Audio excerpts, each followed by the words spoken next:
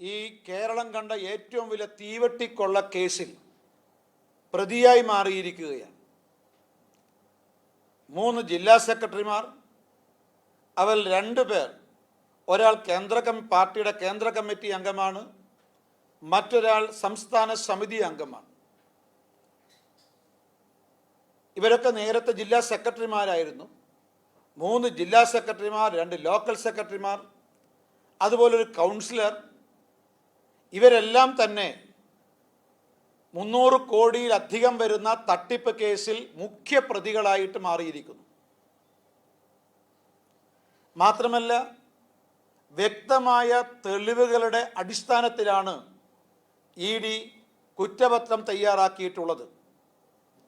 അന്വേഷണത്തിൽ മാർക്സിസ്റ്റ് പാർട്ടിക്ക് ഈ തട്ടിപ്പിൽ പങ്കുണ്ടെന്ന്, അതേപോലെ CPMന്റെ സമുന്നതരായ നേതാക്കൾക്കും പങ്കുണ്ടെന്ന് സംശയാതീതമായിട്ട് അന്വേഷണ ഏജൻസിയുടെ അന്വേഷണത്തിലൂടെ അവർക്ക് ബോധ്യപ്പെട്ടിരിക്കുകയാണ്. അതിൻ്റെ അടിസ്ഥാനത്തിലാണ് കുറ്റപത്രം സമർപ്പിച്ചിട്ടുള്ളത്. ഇതിലൊരു കാര്യം ഈ സൂചിപ്പിക്കാനുള്ളത്, ഈ കരുവന്നൂർ സഹകരണ ബാങ്ക് വായ്പാ തട്ടിപ്പ് കേസ് അത് CPMന്റെ കേരള മോഡലാണ്. CPM എപ്പോഴും കേരള മോഡലിനെ കുറിച്ച് അവകാശവാദം ഉന്നയിക്കാറുണ്ട്. യഥാർത്ഥത്തിൽ ഈ കേരളം കണ്ട ഏറ്റവും വലിയ തീവട്ടിക്കൊള്ള മാർക്സിസ്റ്റ് പാർട്ടിയുടെ കേരള മോഡലാണ്. ഇനി മാർക്സിസ്റ്റ് പാർട്ടി പൂർണ്ണമായി നഗ്നരായിരിക്കുന്നു. CPM ഒന്നും മറക്കാനോ മറച്ചു വെക്കാനോ ഇല്ലാത്ത രീതിയിൽ അവരുടെ തനി രൂപം, അവരുടെ അഴിമതിയുടെ രൂപം ജനങ്ങൾക്ക് മുന്നിൽ തുറന്ന് കാട്ടപ്പെട്ടിരിക്കുകയാണ്. ഈ കരുവന്നൂർ സഹകരണ ബാങ്ക് വായ്പാ തട്ടിപ്പ് കേസ് എന്നുള്ളത് സംഘടിതവും ശാസ്ത്രീയവും ആസൂത്രിതവുമായിട്ടുള്ള ഒരു സാമ്പത്തിക തട്ടിപ്പാണ്.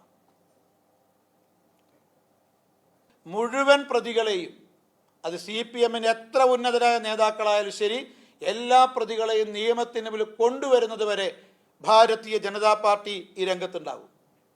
ജനങ്ങൾക്ക് പൂർണ്ണമായും BJPയെ വിശ്വസിക്കാൻ സാധിക്കും. പിന്നെ ഇപ്പം മാർക്സിസ്റ്റ് പാർട്ടിയുടെ സംസ്ഥാന സെക്രട്ടറി ശ്രീ MV ഗോവിന്ദൻ മാഷ് ഇന്നലെ പറഞ്ഞത്, ഈ അന്വേഷണം, ഈ അന്വേഷണം നടത്തിയത്, കുറ്റപത്രം സമർപ്പിച്ചത് രാഷ്ട്രീയ പ്രേരിതമാണ്, CPMനെ തകർക്കാൻ വേണ്ടിയിട്ടാണ്. ഇതൊക്കെയാണ് ഇന്നലെ ഗോവിന്ദൻ മാഷ് പറഞ്ഞത്. ഞങ്ങൾക്ക് പറയാനുള്ളത്, ഈ കരുവന്നൂർ ബാങ്ക് വായ്പാ തട്ടിപ്പ് കേസ്, ആ കേസുമായി ബന്ധപ്പെട്ടിട്ടുള്ള CPM നേതാക്കളുടെ ആരോപണം ശുദ്ധ അസംബന്ധമാണ്.